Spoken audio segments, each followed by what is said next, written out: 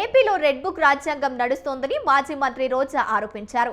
పోలీసులు కాకి చొక్కా తీసేసి పసుపు చొక్కా వేసుకున్నారని, తమ ప్రభుత్వం అధికారంలోకి వచ్చాక అన్ని తిరిగి ఇచ్చేస్తామని చెప్పారు.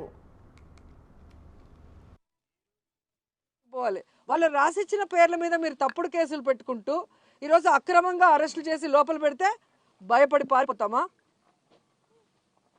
ఈరోజు కూటమి ప్రభుత్వం ఎంత వరస్ట్గా తయారైందంటే ఎక్స్ మినిస్టర్లు, ఎక్స్ ఎమ్మెల్యేలు, ఎక్స్ ఎంపీలు, ఐఏఎస్ ఆఫీసర్లు, ఐపీఎస్ ఆఫీసర్లు, వ్యాపారస్తులు ఎవ్వరూ లేదు. వాళ్ళకి నచ్చలేదు అంటే అక్రమంగా కేసు పెట్టడం, లోపలేయటం.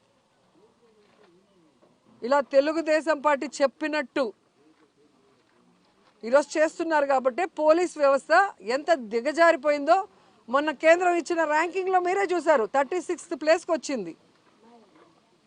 దీనికి చంద్రబాబు నాయుడు, హోంమంత్రి అనిత గారు సిగ్గుపడాలి. ఈ పోలీస్ వ్యవస్థ సిగ్గుపడాలి. ఏంట్రా మనం ఇలా అయిపోయాం, భారతదేశంలో అందరూ మనం చూసి నవ్వుకుంటారన్న ఆలోచన వాళ్ళకి రావాలి. ఇంకా ఘోరమైంది ఏంటంటే ఎమర్జెన్సీ రెస్పాన్స్ అని ఉంటుంది.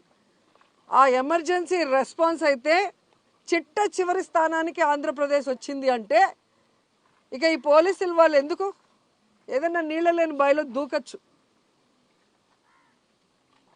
రాష్ట్ర పరువుని సర్వనాశనం చేశారు. రాష్ట్ర ప్రజలతో ఓట్లు వేయించుకున్నామని చెప్పి తీయగా అబద్ధాలు చెప్పి వాళ్ళకి వెల్ఫేర్ చేయకుండా వాళ్ళని మోసం చేసేసారు.